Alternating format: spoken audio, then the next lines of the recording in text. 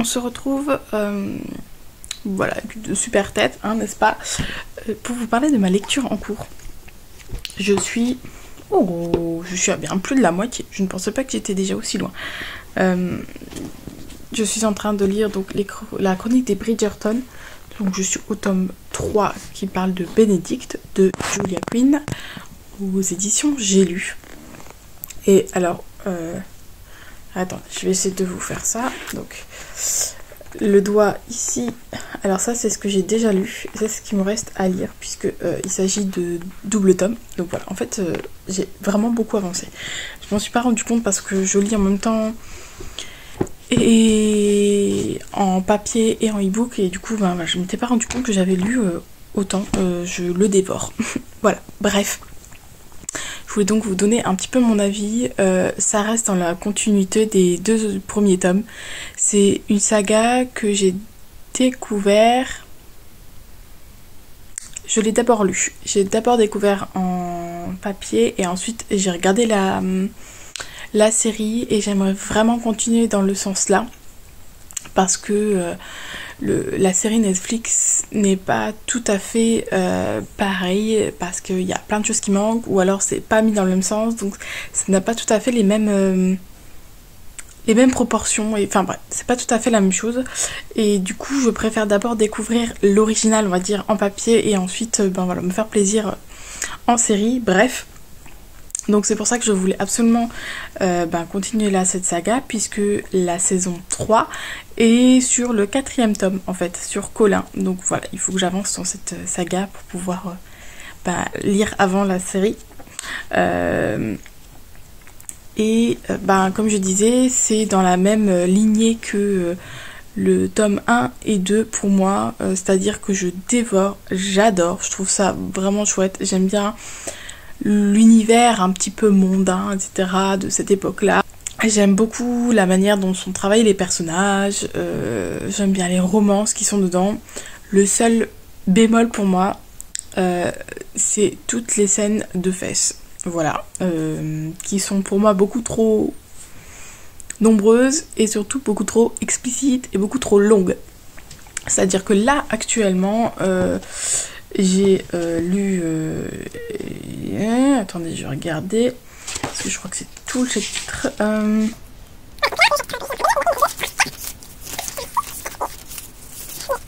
Ça fait 11 pages qu'on nous décrit une scène de fesses.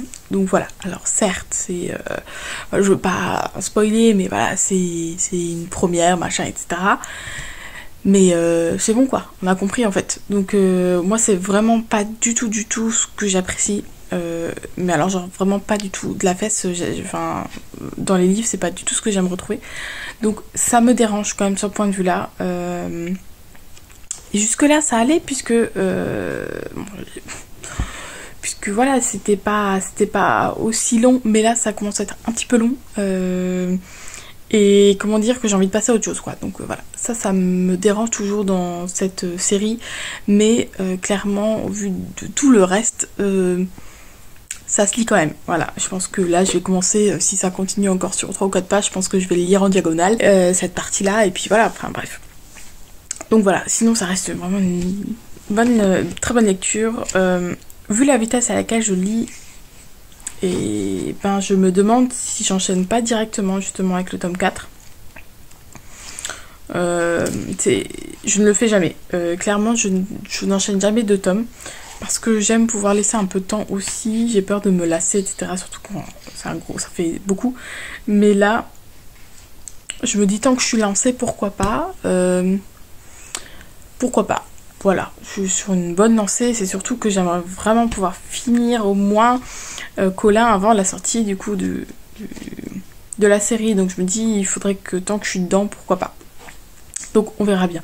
En tout cas, vraiment, dès que j'ai un peu de temps, je lis. Parce que je suis dedans, au taquet. Pendant ma temps de pause au boulot, très souvent, je lis. Le soir, je lis, voilà, tout le temps. J'aime vraiment beaucoup l'univers, en fait, c'est vraiment ça, l'univers, le côté familial de cette saga est vraiment chouette. Donc j'aime beaucoup, beaucoup, beaucoup. Je vous retrouve, je pense, là, quand je serai à la fin. Et comme ça, je vous dirai en même temps si je continue ou pas. Mais je pense que je vous retrouverai à la fin pour faire un petit update. Mais ça m'étonnerait que là, sur le reste, je change d'avis. Hello, on se retrouve pour vous parler lecture.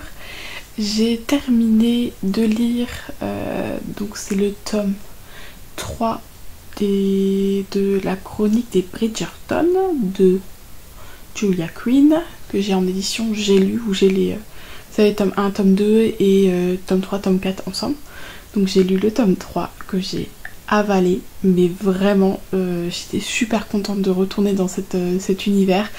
Je lis pas forcément beaucoup de romances parce que bon voilà, c'est pas forcément quelque chose qui m'intéresse, mais alors vraiment les Bridgerton, en fait j'ai tellement accroché avec ces personnages, avec cette famille, avec cet univers, j'adore. Alors par contre il y a un truc qui me plaît pas du tout, que j'aime vraiment pas, c'est qu'il y a beaucoup de scènes de fesses, clairement.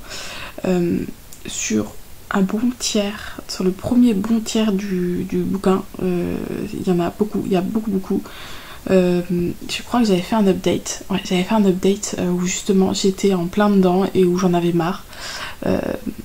Par la suite ça se calme, heureusement, il y en a plus ou très peu, ou en tout cas beaucoup moins explicite, et ça me convient beaucoup plus. Mais c'est vrai que c'est le bémol que j'avais déjà eu dans le tome 1 et dans le tome 2, que à ce niveau là pour moi c'est un peu trop explicite et surtout un peu trop long en fait.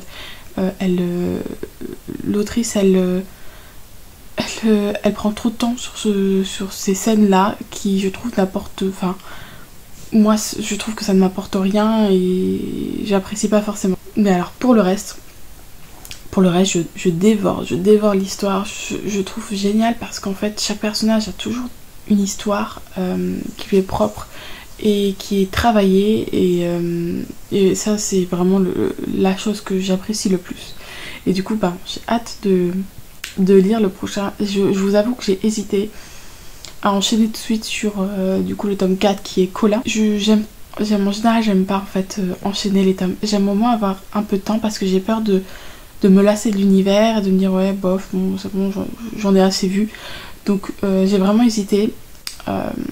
Et en fait début mars il y a mon challenge au fil des saisons et des pages qui démarre, et donc du coup j'ai une palle spéciale pour ce challenge. Et donc du coup je me suis dit, si je commence, il faut vraiment que j'ai fini un livre fin février pour qu'au 1er mars je puisse démarrer avec un livre du challenge. Et du coup je dis bon allez, ce sera pas pour cette fois-ci, mais je pense qu'il ne tardera pas à sortir le tome 4, vraiment je pense que je tarderai pas à lire dans la suite. Et du coup en attendant je me suis pris ça que j'ai acheté sur Amazon il n'y a pas très longtemps.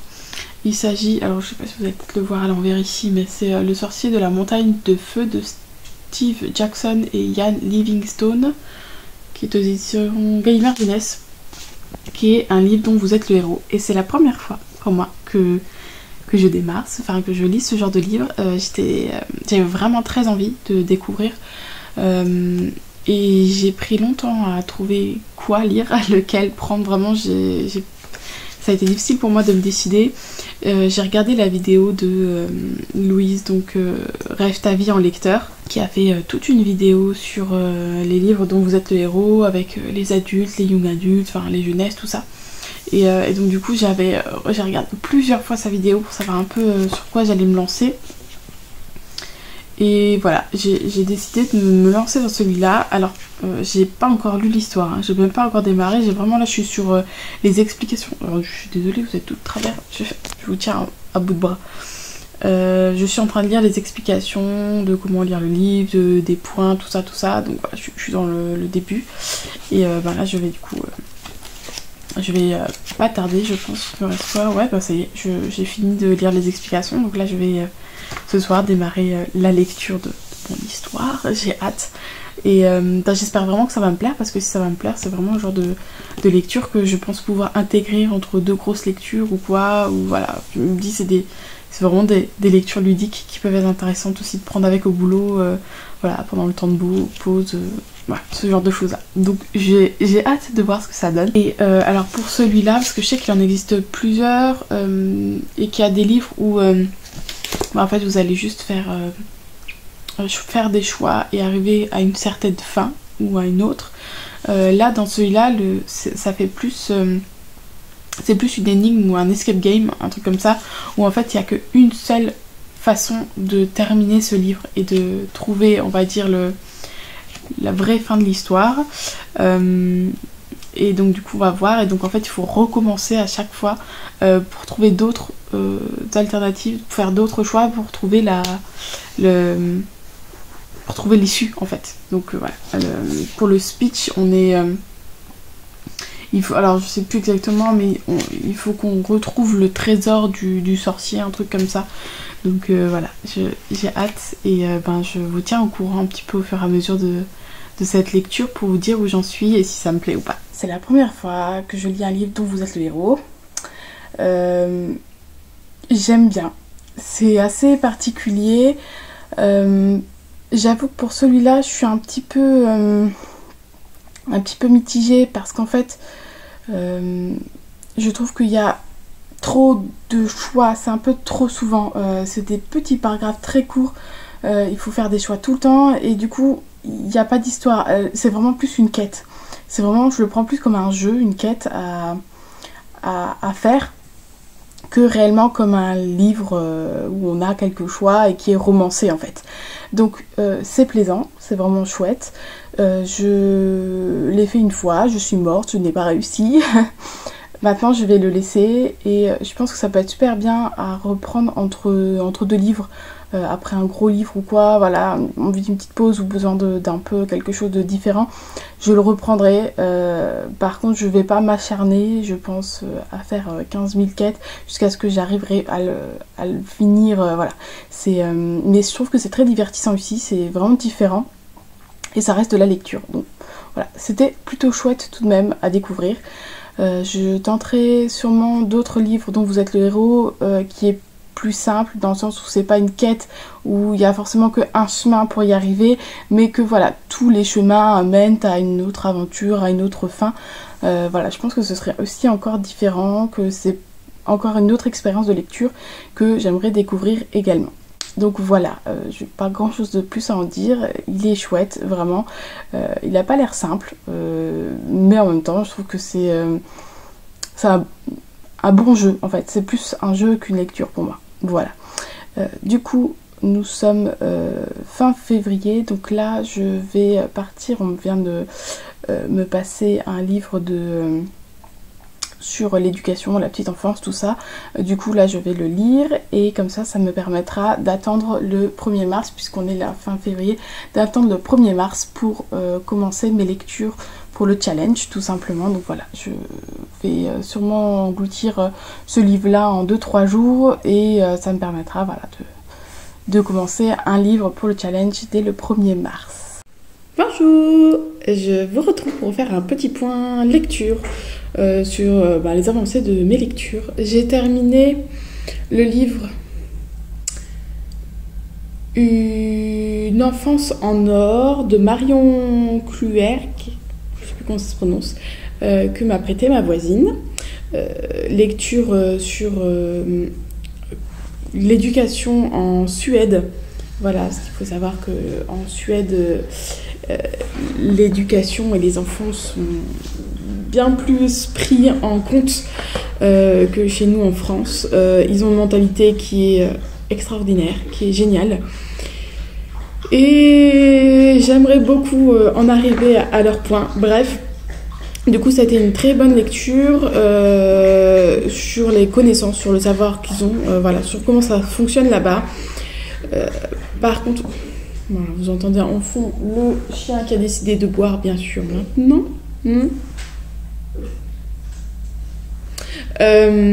Donc voilà, très intéressant. Par contre, on sent que l'auteur n'est pas une autrice de romans, ni enfin voilà.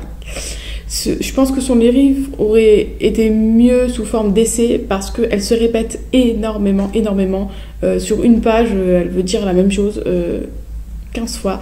Donc là-dessus, c'était un peu redondant, on va dire. Mais par contre, en soi, les recherches et toutes les explications étaient vraiment très, très intéressantes. Donc voilà. C'était un petit livre très, très sympa à lire tout de même pour ma culture générale ma culture sur la petite enfance.